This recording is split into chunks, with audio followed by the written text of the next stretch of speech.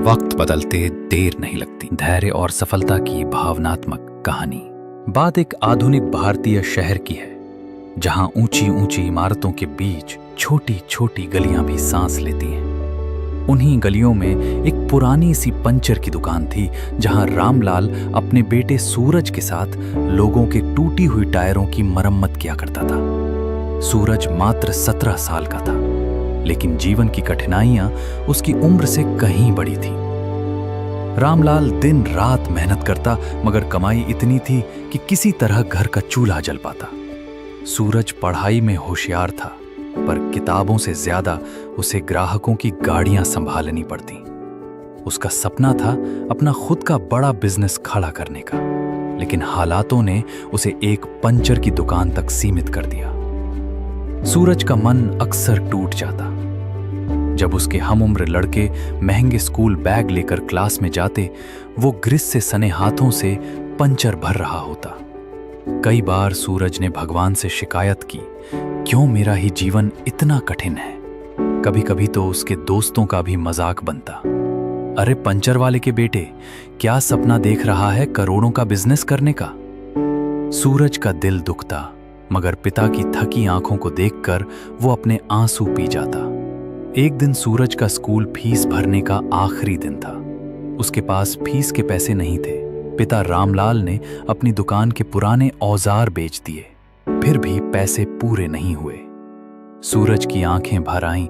उसे लगा उसका सपना यहीं दम तोड़ देगा। उसी दिन एक नया आदमी मोहल्ले में आया। अमित नाम का एक बिजनेस कोच, जो अपनी बाइक का पंचर ठीक कराने आया था। सूरज ने बहुत लगन से उसका काम किया। अमित ने उसकी मेहनत और हुनर को देखा और उससे बातचीत शुरू की। सूरज की आंखों में झांककर अमित ने पूछा, तुम पढ़ते भी हो? सूरज ने हिम्मत करके कहा, हाँ सर, लेकिन फीस नहीं भर पाया, तो स्कूल से निकाल देंगे। अमित को सूरज में कुछ अलग दिखा। उसके आत्मविश्वास और ईमानदारी ने अमित का दिल जीत लिया। अमित ने कहा, मैं तुम्हारी पढ़ाई का खर्च उठाऊंगा, लेकिन शर्त यह है कि तुम अपने सपने को कभी मत छोड़ना। सूरज की आंखें चमक उठीं। उसने बिना झिझके हामी भर दी। अमित ने उसकी फीस भरी, किताबें दिलवाईं और उसे बिजनेस सोच और प्रैक्टिकल नॉलेज सिखाना शुरू किया। दिन में सूरज अपने पिता के साथ दुकान में काम करता और रात को बिजनेस प्लान्स और मार्केटिंग के वीडियोस देखता, किताबें पढ़ता। कई बार थक कर सो भी जाता, मगर हार नहीं मानी। कक्षा 12वीं की परीक्षा के दौरान रामलाल बीमार पड़ गए। दुकान बंद होने से घर चलाना मुश्किल हो गया। सूरज को लगा कि फिर से उसका सपना टूट जाएगा। वो सोच में पड़ गया, पढ़ाई छोड़े या पिता का सहारा बने। रामलाल ने कांपती आवाज में कहा, बेटा, मेरे लिए अपनी पढ़ाई और सपना मत छोड़ना, मैं जैसे तैसे संभाल लूंगा। पिता के इन शब्दों ने सूरज को और मजबूत कर दिया। उसने फिर से कमर कस ली। सूरज ने पढ़ाई पूरी की और एक छोटा सा टायर रिपेयरिंग और सेलिंग बिजनेस शुरू किया, उसी गली से जहां कभी वो पंचर लग। 4 साल में वो एक सफल बिजनेसमैन बन गया, जिसकी शाखाएं अब कई शहरों में थीं।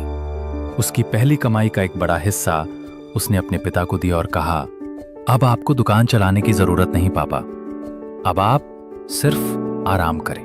रामलाल की आंखों से खुशी के आंसू बह निकले।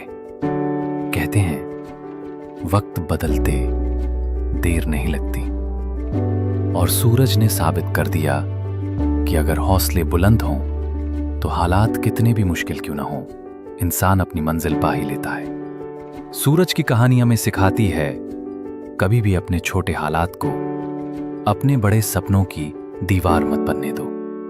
मेहनत, धैर्य और सीखने की चाह हो तो कोई भी लड़का बिजनेसमैन बन सकता है। सूरज की तरह हमें भी अपने सपनों के लिए लगातार मेहनत करते रहना चाहिए, क्योंकि अगर आप रुकते नहीं हैं तो कोई भी ताकत आपको सफल होने से नहीं रोक सकती।